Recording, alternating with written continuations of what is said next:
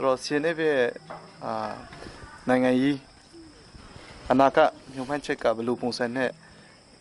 သွားမလဲပေါ့နော်ဒီတော်လှန်ရေးခရီးကရောဘေးထိဆက်သွားဖို့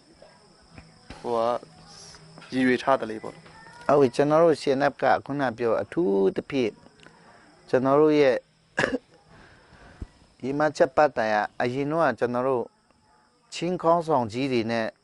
ကချင်ကောင်းဆောင်ရှမ်းကောင်းဆောင်ဗမာပြည်မှာစပိုချောင်းဆောင်ပေါ့နော်ဒီပင်လုံမှာလက်မှတ်ရေးထိုးထားတဲ့ကျွန်တော်တို့ဒီမိုကရေစီရေးဖက်ဒရယ်ပြည်ထောင်စုကိုပိုင်ပြဋ္ဌာန်းခွင့်အဲ့ဒီအဆင့်တွေကိုကျွန်တော်တို့တွေပြေဝသွားတဲ့အထိကျွန်တော်တို့ကအခုဒီတော်လှန်ရေးကိုလုပ်နေမှာပဲစိတ်ချဒီရွေးကောက်ပွဲတော့ကျွန်တော်တို့မဝင်ဘူးမယုံမရှိနဲ့မဝင်သေးဘူး